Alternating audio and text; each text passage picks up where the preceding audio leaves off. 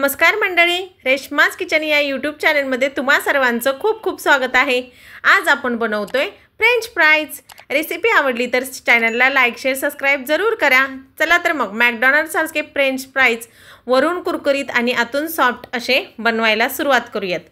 3 बटाटे घेतलेले आहेत मोठ्या आकाराचे, त्याची अशी व्यवस्थित साल काढून घ्यायची आहे तिन्ही बटाट्यांची आणि व्यवस्थित असे आपण कट करून घेणार आहोत। फ्राईजसाठी व्यवस्थित कट करून घ्यायचे आहेत। पाहू शकता अशी मी साल काढल्यानंतर कट करून दाखवते। या पद्धतीने तुम्ही कट करून घ्या किंवा तुम्हाला याच्यापेक्षा वेगळी पद्धत येत असेल तर त्यानेही कट केलं तरीही चालेल। चला तर मग मी माझ्या पद्धतीने तुम्हाला कट करून दाखवते। असं मधून एक भाग करून घ्यायचा, अर्ध्या भागाच्या 3 असे काप करून घ्यायची, मधून 2 असे भाग करून घ्यायचे। असे फ्राईजसाठी मी कट करून घेणार आहे। पद्धतीने मी पूर्ण बटाटा असा चिरून घेतलेला आहे। आता हा बटाटा चिरला की लगेचच आपण पाण्यामध्ये घालून घ्यायचा आहे, कारण तो काळा पडतो।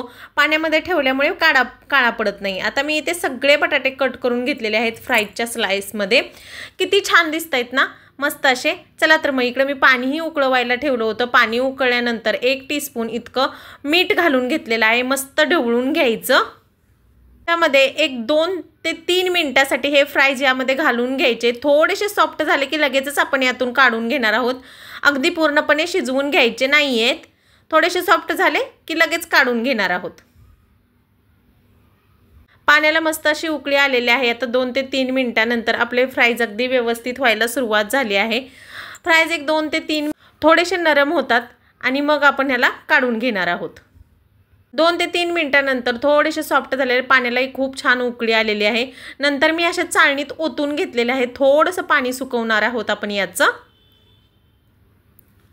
हे असे व्हाईट कॉटनच्या कपड्यावरती पसरून दिलेले आहेत। आता 10 ते 15 मिनिटांसाठी चांगले थंड होऊन द्यायचे आहेत फ्राईज आपल्याला, आणि नंतरच आपण फ्राय करायला घेणार आहोत।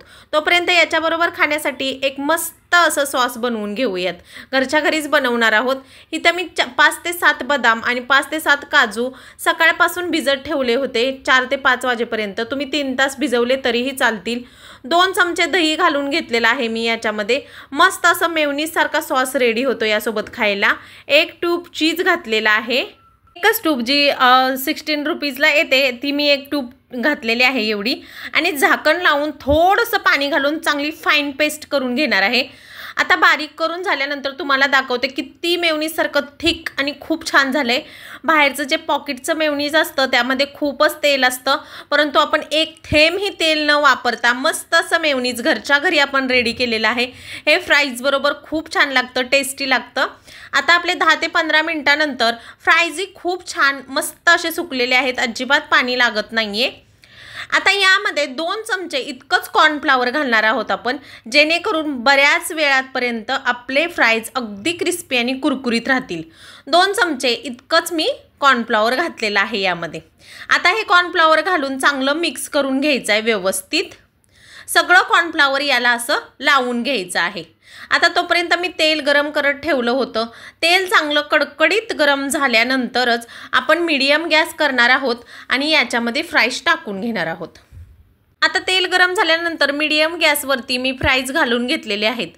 आता थोडेसे फ्राईज एक 50% या तेलामध्ये कुक फ्राय झाल्यानंतर आपण काढून घेणार आहोत आणि नंतर परत थंड करून परत आपण यांना तळून घेणार आहोत। या प्रोसेसमुळे आपले फ्राईज अगदी कुरकुरीत आणि मस्त होतात। आता मी थोडंसं तळून घेणार आहे यांना आणि काढून घेणार आहे। थोड्याच वेळात त्यांना परत काढून घेणार आहे। 50% फ्राय झाल्यानंतर आपण फ्राईज काढून घेतलेले आहेत। असे झालेले आहेत हे। अशाच पद्धतीने मी पुढचेही सगळे फ्राईज असेच तळून घेणार आहे आणि 10 ते 15 मिनिटांसाठी थंड करून घेणार आहे आणि परत एका बॅचमध्ये परत तळून घेणार आहे।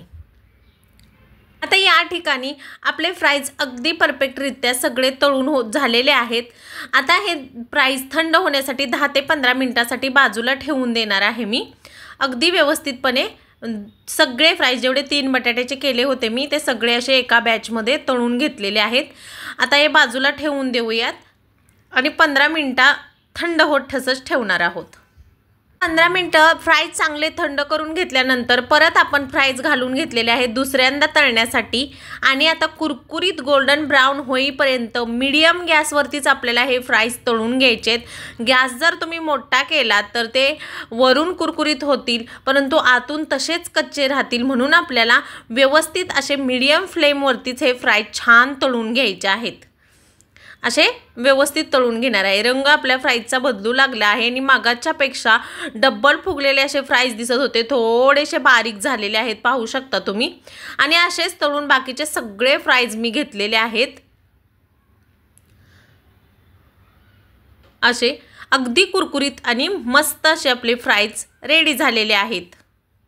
अशा पद्धतीने सगळे मी फ्राईज घेतलेले आहेत। कुरकुरीत असा आवाज येतो आहे। बाउलमध्ये टाकून दाखवते मी तुम्हाला। असे व्यवस्थित फ्राईज झालेले आहेत। असे 2 बॅचेसमध्ये तळण्यामुळे आणि कॉर्नफ्लॉवर लावल्यामुळे आपले फ्राईज तेल जास्त ओढत नाहीत, अगदी कमी तेलकट होतात, मस्त कुरकुरीत आणि छान। आता चला चटपटीत बनवण्यासाठी यामध्ये आपण पिझ्झा ऑरिगॅनो थोडासा टाकत आहे, मुलांना आवडेल म्हणून। थोडंसं लाल तिखट, ब्लॅक पेपर पावडर आणि पिंक सॉल्ट असं मी टाकून घेणार आहे सगळं आणि मस्त मिक्स करून घ्यायचं। इथं मस्त असं मिक्स करून घ्यायचं आहे छान। चला तर मग आता 4 वाजताच्या भुकेला मी मुलींना हे दिलं होतं 4च्या नाश्त्यामध्ये। तर काय काय दिलं होतं तेही तुम्हाला दाखवते। असे मसालेदार चटपटीत असे थोडंसं मीठ घालायचं राहिलं होतं तेही घातलं आहे मी। मस्त असे 2-3 बटाट्यामध्येच खूप छान दोघींचं होऊन जातं आणि छान होतात फ्राईज। तुम्हीही एकदा नक्की करून पहा।